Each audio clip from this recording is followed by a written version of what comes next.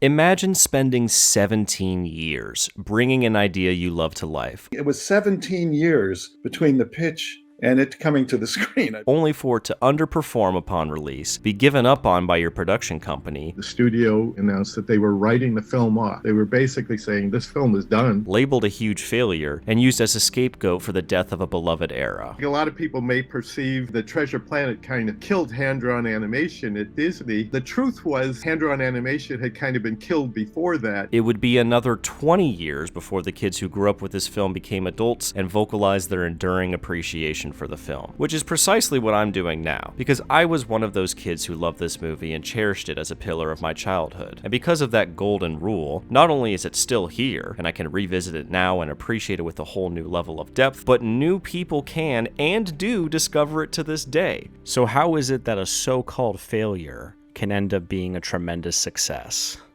I'll show you how.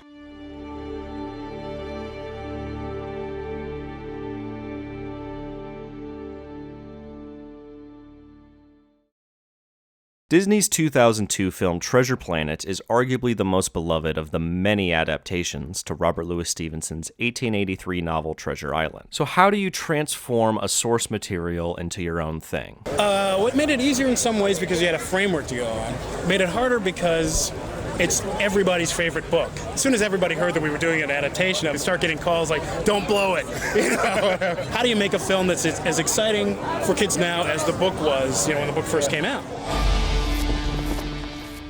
This is the coolest piece of tech I never had. Jim flying upwards and rescinding his sail, presumably just to feel something, twirling all the way down an insane number of times and then saving himself at the last second, is still very badass all these years later.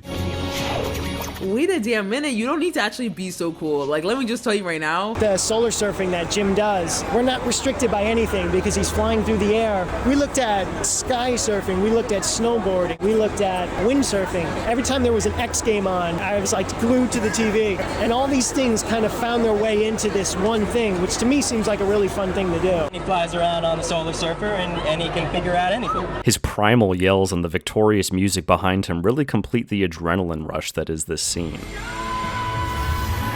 Jim breaks through a caution sign because he just doesn't give a f*** and moves towards the danger ahead of him. So I just want to take note of here how quickly and effectively this movie is showing us Jim's personality. What? Are you crazy? Why risk that? He's a daredevil, he's a thrill seeker, and a damn good one. There's 3 big changes I see just in the beginning of this film that already puts it on track to be a reimagined version of the original. The first is the role of technology in the film. I could tell you how it all began. Even as a kid, I was thinking it would be interesting to combine a Disney-esque sort of feel with sci-fi. It was his ambition to bring sci-fi not just to Disney, but to Robert Louis Stevenson's classic novel. It was always basically Stevenson's story. The treasure hunt, but in space. And in this way, technology plays a major role in the film. As they say, technology was a character in the movie itself. Not only is the solar surfer scene amazing, but it is their completely original addition to the story. There is no such thing in the original book or any of the previous adaptations that I've seen. This was completely their decision to bring technology into the film, but also to age Jim up to a troubled teen. Originally, we had Jim Hawkins much more like he was in the book, that he was kind of this courageous, young, noble lad, pretty much a straight arrow all the way. It was actually Joe Ranft, really, really great guy. It was Joe's idea to make him a troubled teen with father issues. We sparked to that because for me, I grew up without a father, so the idea of looking for a father figure, that's in the original story, but I think with this idea, we could play that up much more. Treasure Island was always a coming-of-age story. It was always following the structure of the classic hero's journey. But aging Jim up works with the dangerous adventure and the character development that the story calls for. While his dad dying was always part of the story, I think by him being a little bit older, we can see how that hurt manifests in him a little bit more. Yeah, what future? You know, she's lost her husband, he's lost his father, and he's just kind of sick of the world and sick of life and seeking a thrill and doesn't really care what happens to him because what's the point? Then we learn about his mother's role running the inn and meet Delbert Doppler, who's a family friend and a funny guy. My character's name is Dr. Doppler, some sort of outer space creature who's an astrophysicist, and he finances this big treasure hunt to find the treasure planet. Are you the boy's father? Heavens, no. Not you. He's just an old friend of the family. Not ill. That's disrespectful. I've done some. I did Bug's Life for Disney. I did Osmosis Jones for Warner Brothers that went right down the tubes, but it was still fun. And the third is that they actually cut a few side characters to make room for more depth on the most important ones. You whittle away all the extra stuff and you get to the essence of something. You distill something. The original Treasure Island, as well as many of its adaptations, feature Billy Bones in his first several chapters or scenes, who has brief encounters with Black Dog, one of Captain Flint's men, and Hugh, the blind man who gives Billy Bones the black spot. There's also Squire Trelawney and Dr. Livesey at the beginning. In Treasure Planet, those two are seemingly condensed into one Dr. Doppler. Furthermore, Black Dog and Pew are cut from the story, and Billy Bones' whole arc was condensed to a sharp warning. Beware the cyborg. Just wait. Captain! Now please, important, keep in mind, very important, please do not confuse praise for Treasure Planet as disrespect to the original story or any of its adaptations. It's great that we have all of these versions, because there's different things to appreciate about all of them. I encourage you to share why you love your favorite version of the story. Our purpose here is to appreciate art, and so if we can all help each other appreciate other versions greater than we had before, then that's a win-win for all of us, don't you think? You might enjoy these initial arcs with Billy Bones, it might add more depth to the story for you, but in terms of making a Disney movie for children, yeah, I think it's a great idea to simplify it in that way. They essentially made it more concise. Billy Bones shows up, warns Jim of the cyborg, and gives him the map. Now, the second piece of technology I always wanted as a kid is the fucking map. How are you supposed to make something cooler than the treasure map? Like, the treasure map is one of the most initial staples of things that kids think are cool. The challenge was tremendous and they nailed it. A futuristic spherical puzzle key, effectively a gold-plated Rubik's Cube that when solved unlocks a holographic projection of the treasure map in 3D space. The idea of holograms and just unfolding and levels and layers and was a fun thing visually for our art directors and our production designers to play with. So as an artist, you can transform your inspiration into your own thing by adding elements that are special to you. Reimagine it with new characters, a new genre, or new outcomes while honoring the original. I think for us, there's always something appealing about you have an anchor, you have sort of an anchor of a story that is a classic, has been proven out over years and years, but you find a way to tell it that's never been done. Reluctantly at first, but ultimately giving him her blessing, Jim's mom approves of the trip, and so then, with the map, Jim and Doppler set off on their journey for Treasure Planet. So would this treasure be worth much? Worth much. Worth much. Don't even say nothing to me, boy. You look like a motherfucking nut. Here's where we reach a key moment in all versions of this story, where we meet our captain. Hello, everyone. Originally Captain Smollett, but in this version Captain Amelia, who calls Jim and friends into their office for an important meeting. I don't much care for this crew you hired. Gentlemen, I don't like this cruise, I don't like the men, and I don't like my first officer. I don't like this cruise, and I don't like the men. Who hired this crew? This is undoubtedly the seediest bunch of cutthroats, villains, and scoundrels I have ever seen. How did I describe them? I don't know. I said something rather good this morning before coffee. A ludicrous parcel of driveling galoots, ma'am. There you go. Poetry. So now the captain is in charge. She puts Pim... Nice. She puts Pim in his place. Pim's here. And she puts Jim in his place and sends him down to help out the cook. So we've laid out our exposition. We like our protagonist. We're along for the ride in pursuit of his goal. Now, how do you introduce a great conflict? You need a complication, a worthy force to oppose your protagonist. A good conflict is the heart of a good story. And there's nothing better than a cool, complicated antagonist. Bimbos.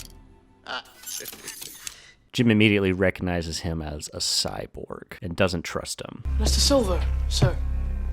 Such is my name, to be sure.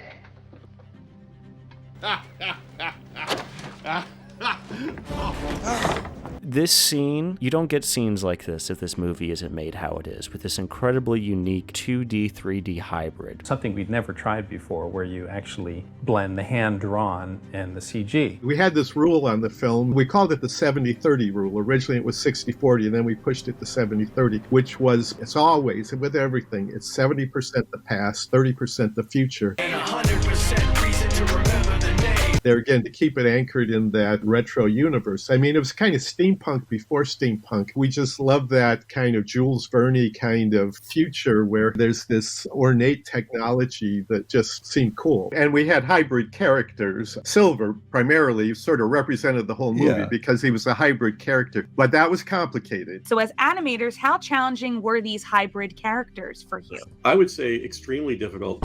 It's pretty labor intensive to do it right. It's hard to do. Of course you don't see it again. And this is Morph, the coolest little guy there ever was. Morph is a shapeshifter, and he's going to come into play in a big way later. What is that thing? What is that thing? A cute detail about this film is how perps, the fruit, symbolize tension, and this is the first one. There's tension between Jim and Silver because he was warned, and him being a sick as fuck protagonist isn't shying away from it all. He presses Silver. Silver tells Morph, best be keeping a sharp eye on this one. we're tracking everything. So now we've got a few pieces at work. A few things are cooking right now. Jim and Silver have a complicated relationship of not trusting each other but being forced to work together, and that makes for a good conflict, and that makes for a good story. And the rising tensions between the few honest sailors and an awfully pirate-looking crew raise the tension as well. A lot of interesting variables that make us wonder what's gonna happen. This crew would bully Jim when he's alone, and this crab-like, spider-like creature named Scroop, who I will be calling the mini-boss, seems to be leading the pack. Why is he the mini-boss and not the actual boss? Because there's one person whose power dwarfs him, Long John Silver. And here we see for the second time, perps, once again representing tension. Afterwards, we as the audience get the insight that they are in fact planning a mutiny, confirming for us that they are not to be trusted. I'll run him so ragged he won't have time to think. So lesson number 2. Great stories come from great conflict. You need a worthy set of challenges to complicate your hero's mission and force them to grow in order to overcome. And here's the second. Morph, keep an eye on him. Keep an eye on this pup. So how do you add depth to your characters? How do you deepen the conflict? This is what I like to call the complication to the complication. Didn't your pap ever teach you to pick your fights a bit more carefully? No. It was more the taking off and never coming back sort. In all of my childhood, there's 2 scenes that come to mind as far as them being so good and resonating with me so much that I would literally replay them over and over on the VHS tape, running that back, rewinding that, and playing it over and over again at the risk of the whole VHS. I didn't give a f***. And those 2 scenes were The Brother My Brother from Mewtwo Strikes Back, the Pokemon first movie we've talked about before, and this scene. I am a question to the world. Not an answer to be heard. Shouts out to John Rzeznik of the Goo Goo Dolls, who wrote and performed this song specifically for this movie. Yeah, I worked with all those guys. They gave me little notes on Jim's character and what he was all about. And he was so real to those guys, and he became kind of real to me, too. Funny thing about that, as amazing as this song is, as much as I'm praising it right now, bro wrote this song like the day before. We invited Johnny in, and he was really excited about the project. He came in and he played a version of the song on a guitar, humming it to Roy Conley, the producer, with no words, just and we liked it. To the day that we recorded it, we never saw the lyrics to the song.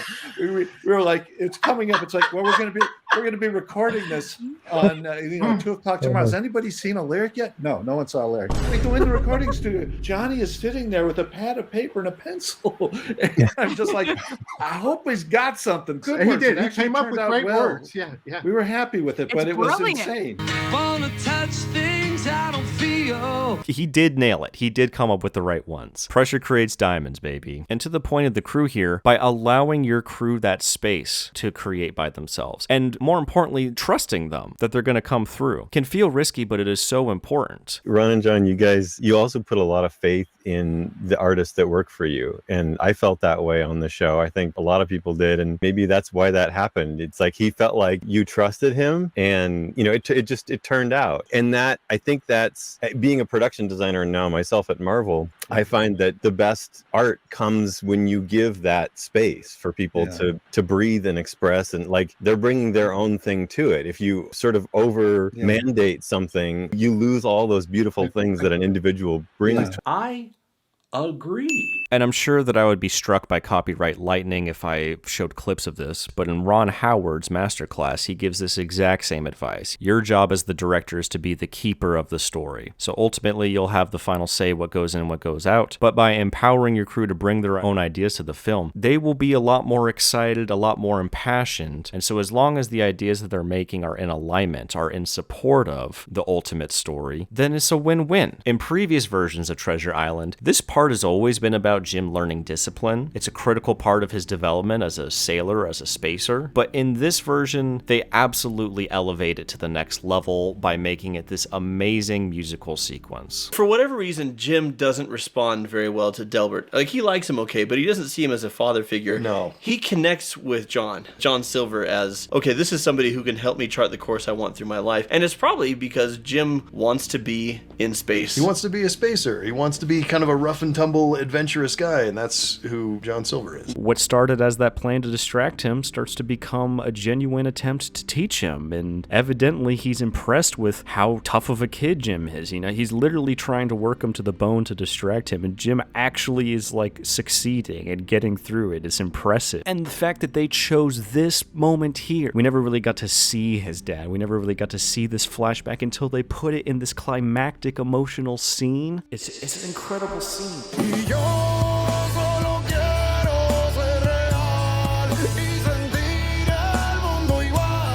In the wise words of the late great David Lynch, rest in paradise, the music has to marry with the picture and enhance it. You can't just lob something in and think it's gonna work, even if it's one of your all-time favorite songs. When it marries, you can feel it. The thing jumps. A whole is greater than the sum of its parts kind of thing happens. Not only is this song so good, but it does pair extremely well with the montage sequence, emphasizing the complexity of their relationship. He's a rebel. He's keeping his distance because, like, if he got too close to you, then he could actually see you as a father figure. And then when you leave, it's gonna hurt. We learn of Jim's trauma, and then they fucking juxtapose it with Silver saying, like, come on, Jimbo, get in the boat, as if to give him some symbolic catharsis. I think withholding the father backstory for this musical scene increases his impact tremendously. And it gets deeper when you realize that several of the creators of this film can actually relate to Jim's suffering. Silver and Jim were the heart of the movie. I mean, their relationship. So musically, the thematic stuff that James did for that threaded throughout the film. I guess there was so much emotion in the characterization of Silver. Maybe it's because I lost my father when I was 10 years old, and there was something about Silver that was just, I mean, he takes Jim under his wing, and he was a courageous figure that maybe had a few questionable moments in his past, but essentially had a great heart. And I think that's what one has to address, is the heart. Treasure Planet makes it the centerpiece of the story, and it adds a lot of depth to both of their characters. Silver is the complication, and the complication to him is that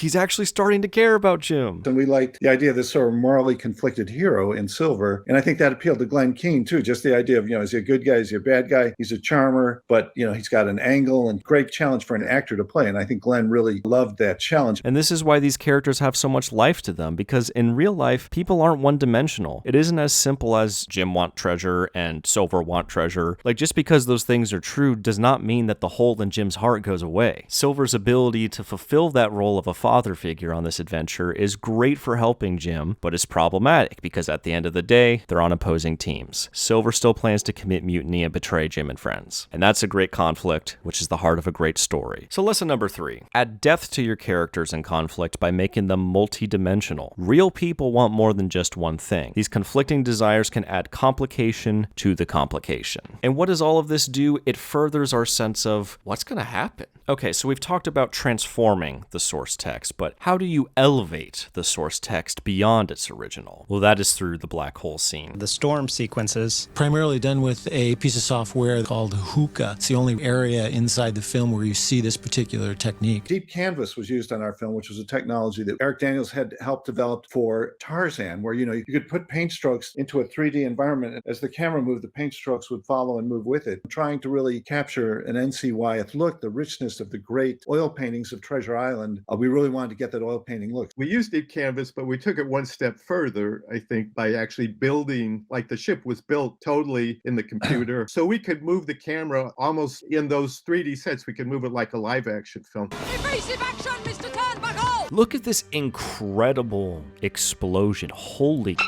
look at this epic shot of Amelia. Very important to note here that Jim saved Silver's life during the supernova.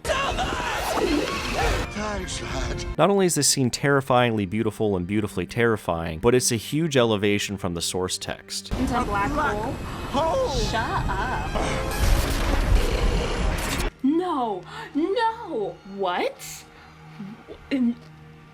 What? Mr. Arrow's death is crazy, bro. He fell into a black hole. We don't even know what would happen to you if you fell into a black hole. We just know it's not good. This black hole, It's not good. So I'm going to say something controversial here. I think that Mr. Arrow's death scene is more traumatizing than Mufasa's death scene. Okay. I wanted him to come back at the end and he's like, hey, what happened to me? You know, we were going to have him come in with Bambi's mother, just sort of walk into in the original, Mr. Arrow is kind of a piece of shit. I said he used to be a piece of shit. He's not anymore. Mr. Arrow is part of the people that the captain doesn't trust. I don't like my first officer. He's not good at his job. He's a drunk. If you please.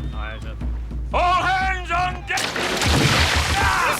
Ah, Mr. Arrow. Whereas in Treasure Planet, not only did they clean him up probably because they didn't want to have this drunkenness as part of the kid's story, but they made him a very respectable character. Like, I frickin' love Mr. Arrow in Treasure Planet. The way he has a great relationship with Captain Amelia. Sterling, tough, dependable, honest, brave and true. Please, Captain. Oh, shut up, Arrow. You know I don't mean a word of it. The play between them is great, how they have love and respect for each other. I'll not tolerate a crossword about our captain. He is great at his job. He is great at putting the crew in his place. Any further offenders will be confined to the brig. Am I clear, Mr. Scroop?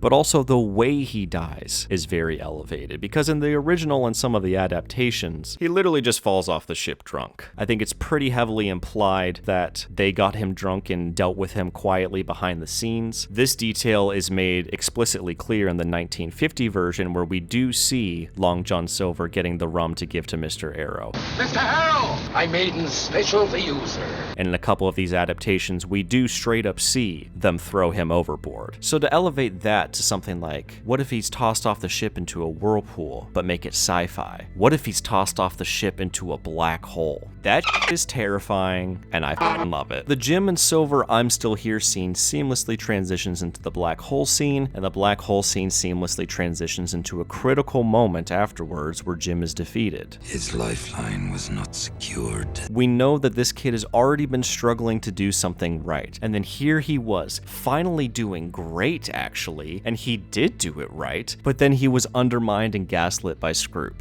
the mini-boss. If you've seen my SpongeBob rankings, you know how I feel about gaslighting someone that actually did the right thing into thinking that they fucked up. I think it's one of the most evil things you can do. It gives them trust issues with themselves. It's so fucked up. But Silver knows that Jim didn't actually fuck up because Scroop gives him a telling look. So Little Sims is here. Sims. So Jim saves Silver's life during the supernova, and then Silver once again re-empowers Jim after being gaslit by Scroop. Something very much needed that is probably saving Jim from self-destructing and downward spiraling back into thinking he's a fuck-up and not trying anymore. I remember distinctly John had pitched part of it where he talked about his kid losing a baseball game, I think. That's exactly right, yeah. It was a question, how are we going to show Jim sort of breaking down a little bit? And I had just come, my sons were in Little League, and my son Patrick had pitched a game, and he got shelled pitching this game, and he came over to me at the end of the game. He didn't say anything, but he just sort of leaned into my chest with tears in his eyes. And I think Ken had done originally maybe where he had sort of grabbed him, and it just seemed like, oh man, that's too much. And I described how my son had kind of leaned into me, and Ken said, no, wait. And then he drew up a version of that, and it really, I think, was a little more powerful because of the understatement that Ken put into it. Here it is. Right? Once again, this relationship is very significant to Jim, but is in direct conflict with Silver's goal of betraying them for the treasure. And he can't keep getting away with it! Silver can't keep getting away with playing both sides forever. Actions speak louder than words, and while he's telling the crew one thing, they're not completely ignorant to what he's doing. Lesson number 4. Elevate the source text by taking one of its elements to a whole new level. This can add emotional impact and make memorable scenes out of what was previously less significant. So how do you preserve interest through pacing? I think writer Brandon Sanderson, who's become pretty popular nowadays for giving advice on writing, his concept of promise, progress, and payoff is probably one of the most simple and best explanations of story structure in the modern day and age. If you don't learn to make promises and show progress on those promises, your books are going to be boring.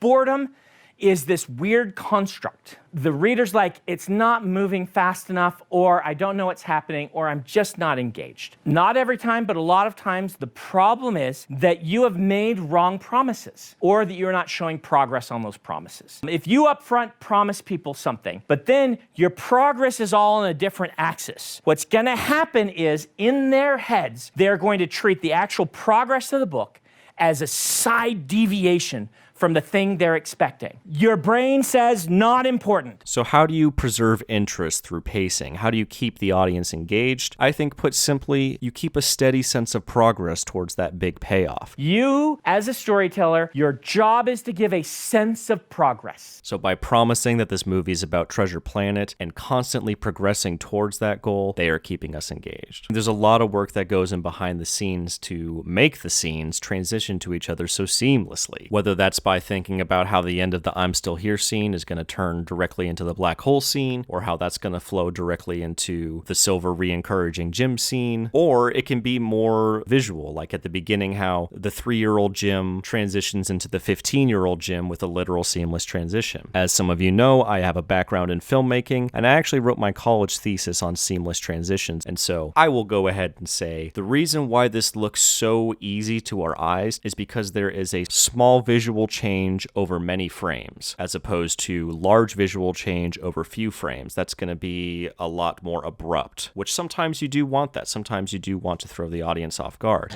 But if your goal is to preserve visual flow, to preserve the flow of the story, then seamless transitions can be fantastic for that. By having his face be the focal point, the anchor of our focus, we are looking at that, which is basically match cut with the older version, while the rest of the visual elements are slowly fading away. There's another great seamless transition when we see what looks like the moon become the spaceport, and there was another amazing one here in the I'm Still Here scene. So this movie is very seamless, and therefore it has a great flow, not just a great visual flow through these transitions, but a great flow of the story. So, in keeping with that theme, Morph is just playing around and wakes up Jim and incidentally leads him into this conversation. Maybe you could make the argument that Morph knew what was going on and did this on purpose, sure, but either way, the way that Jim is led here, it feels very organic and very natural. And this leads into another cornerstone of the original story, Jim overhearing the plan from the apple barrel. Who got rid of Arrow so quiet that no one suspected? Not even young Orkins, who brought me the rum for the job. If anyone mutinies before I says so, I'll throw you overboard like I did that scurvy mate, Mr. Arrow. Which in this version is the perp barrel. Once again, perps, tension, come on. And in the originals, he was always hiding in the barrel, but Treasure Planet elevates the tension to the highest level by making it come this close to being found out. But hand me an apple on the same. Land ho! Oh, we were right there! It staves off the desired! Right there! And I hate him because he's evil, but because he's evil, it's good for the story. You got the makings of greatness in you. Scroop as the mini-boss is excellent. This is what his character should be doing in this situation to tell the best story. Scroop should be calling out Silver's weakness. If he didn't, that would be missed potential. This is how we continue to raise the stakes and further push Silver into difficult positions where he is forced to overcome. We might call this the complication to the complication to the complication. And look how brilliant this visual storytelling is. Just by Jim leaving the galley, lower deck, poop deck, what do you call this? Just by Jim leaving the area where they were just having their meeting. Now they both know exactly what the fuck is up. Silver knows that Jim knows. And Jim knows that Silver knows that he knows. But neither of them want to be the one to say it, and so now they're playing games. Yeah, we're playing games. But it's Jim who makes the first move, and now the secret is out. The mutiny begins and the two sides divide. And the Doppler kills like 3 of the pirates. Did you actually aim for that? You know, actually, I did. He's my goat. And now, Morph is literally in the middle of Jim and Silver. Silver totally saved Jim's life there. Those 2 moments where he almost killed Jim but then actually saved him are emblematic of Silver's highly conflicted spirit. The captain is wounded, which is a consistent point throughout adaptations, and so both Doppler and Jim are forced to step up, Doppler taking care of Amelia while Jim goes and scouts the island, which he does until he encounters Ben. For heaven's sakes, after 100 years, you got a little nuts! In the original, Ben is a member of Captain Flint's crew that was marooned on the island and loses his mind. In Treasure Planet, that is all true, except the sci-fi element comes into play and transforms him from a person to a robot, allowing this cute little detail that he not just figuratively, but literally lost his mind. His memory was actually taken out of the back of his head. And Martin Short's performance, which they described as being very improvisational, is hilarious and adds so much to the movie. And you are? Wait, what about the treasure? Also, speaking of promise and payoff, using Morph's morphing ability for a key plot point. There's a rule in filmmaking that you never show a gun on the wall in the beginning of the film if it's not going to be shot by the end of the film, which basically means don't make a promise or set an expectation without delivering on it. So by introducing Morph's ability humorously in the beginning, it actually serves the dual purpose of being a setup for this punchline. It had to come into play somehow. I have my Altar Boy story I could tell you, which is the movie Flubber had come out with Robin Williams. It had this sort of aqua green gelatinous stuff, that was Flubber. The way they played it, It was pretty much the same color as what we were doing. But it was a question, would anybody think this was just like Flubber and it would get in the way of our uniqueness? And we convinced ourselves, no, that would never happen. But when I brought the English choir boys by on the tour, I showed them a scene of Treasure Planet. They saw a scene of Silver with Morph. And he said, oh. And I said, what is it? He said, oh, it's just like Flubber. Just like Flubber. And so I'm like, we got to change it. From that point on, we experimented with it. He became kind of magenta. We just had to go away from the Flubber color. So now Jim knows the real map is back on the ship, but Silver and the crew don't know that. So Jim sneaks back on with Morph and Ben to find it. In the originals, Jim does this alone. Silver's parrot Captain Flint never joins Jim's side, and Ben doesn't join Jim on his journey to the ship. But in this version, he gets some backup. And I think the way they handled this was great. Cabin boy. Instead of having him use an actual gun to shoot hands, One more step, Mr. Hands, and I'll blow your brains out.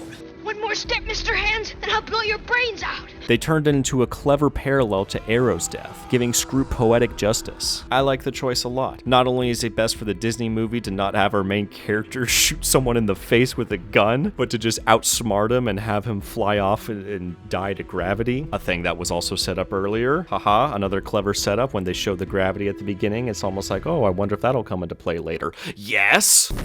So I like the choice a lot. This is an essential part of Jim's hero's journey to confront and overcome the mini-boss. Now, with the map, Jim returns to camp and, oh, this is looking very bad, like very, very bad. This is super f***ing bad. But since Jim is the only one seemingly able to open the map, they force him to use it to lead them to the treasure. And so, we progress to the final stage of the movie, Treasure Planet. So lesson number 5. Keep the audience engaged with the good flow of information and emotion. Maintain a steady sense of progress while transitioning between story beats organically and seamlessly. And there it is, the loot of 1,000 worlds. More money than you've ever seen. Is there a movie out there that depicts more money than this, more treasure than this? I think this has to be the most, right? There's a lot in The Hobbit, but this is a planet. Like, look at how this zooms out for scale. And Silver's dark side is fully plugged into it. I can touch it. Flint wanted to make sure that nobody could ever steal his treasure. Nah, Captain Flint has got to be one of the most diabolical villains ever, bro. This dude used the map, teleporting from world to world to steal all their treasure, stash it all in his trove, just to die without spending it. Not even letting anyone inherit it. Any of it. No, on some evil shit. This dude burned it all like the Joker. Captain Flint is foul. A true menace to societies, not even just one society. The amount of people this could have helped. Jim, per usual, is going hero mode and is trying to jumpstart this broken ship. Again, 15-year-old kid, everyone, 15. Even more of Silver's pirates are falling and dying in the worst way. Silver watching all of his loot be incinerated. It's like his smile starts with proudness for Jim and then takes over by his darkness of how he can take advantage of him.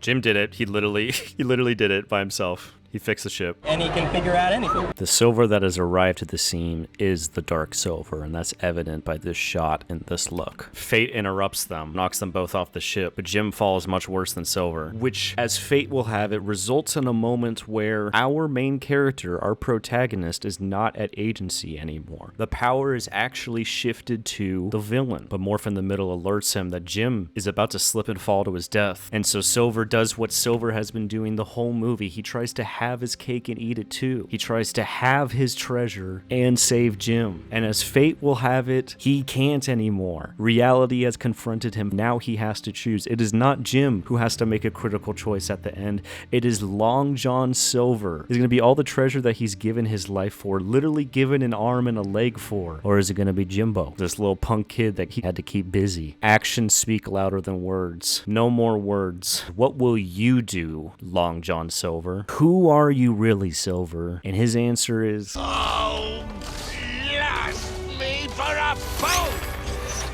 Not a fool. And that is who Long John Silver is. Because actions speak louder than words. And yeah, that was what he said. And that was what he said. And that. But this is what he does. Silver's #1 priority is revealed. We tend to say priorities, like my list of priorities, as if it's multiple, but the word priority is supposed to just mean one thing. There's only one thing that can really be your sole priority. You can have a lot of values, but only that #1 thing can be your true priority. And don't get me wrong, money is a necessity to survive. It is very important. If you are a professional artist, then by definition, you must make at least enough money to live off your work, otherwise it wouldn't be your profession. So yes, obviously, money is important. We would all love to make great art and make a lot of great money. However, if we identify as artists, money cannot be the #1 value we strive for, nor measure success by. The numbers is nothing, the money is nothing, I really been held my promise. Money, power, respect, the last one is better. Only one thing can be the priority. That has to be art, not money. Otherwise, we aren't artists at all. We're business people. That #1 value should be something like expression, experience, or impact, something that's in the name of art itself. Our values determine our choices, and our choices define our actions. Of course, you want to save Jim's life and make money. Of course, you want to make the best film possible and make money. But if you have to choose between one or the other, what are you going to choose? Sometimes plans go astray. So it is only because of Jim and Silver saving each other throughout the movie that they make it to Treasure Planet and make it out alive. Both of their efforts were needed to escape, and they do so in an incredibly epic and climactic fashion, having destroyed the portal behind them as they soar. Silver must make his own escape, but not before acknowledging how proud he is of Jim, and for the third and final time, telling Morph, I need you to keep an eye on this here pup. And so, what is success? It depends on your definition. Do you want to be the biggest? Do you want to do the most numbers? Or do you want to be the greatest? Do you want to create the greatest experiences, create the greatest memories, and have the most profound impact? It's easy to fixate on the former because it's so easily quantifiable, and the other is largely invisible and hard to measure. But Treasure Planet is far from the only film to be a financial failure and an artistic success. I refer to the creative wizard Rick Rubin in one of the final chapters of his book From the Creative Act called Why Make Art? In the moment we feel the work is taking shape, there's a dynamic surge, followed by an urge to share in the hopes of replicating that mysterious emotional charge in others. This is the call to self-express, our creative purpose. We share our filter, our way of seeing, in order to spark and echo in others. Art is a reverberation of an impermanent life. As human beings, we come and go quickly, and we get to make works that stand as monuments to our time here. Enduring affirmations of existence. Michelangelo's David, the first cave paintings, a child's finger paint landscapes, they all echo the same human cry, I was here. And just like all great art, there are still new people discovering it for the first time to this day. It's as if the art piece itself is saying, I'm still here. And to think that these two parallel scenarios where they lost all the money, scenarios that visibly, measurably, and quantifiably could be looked at as tremendous failures, are in fact tremendous successes. Well, I find that beautifully ironic.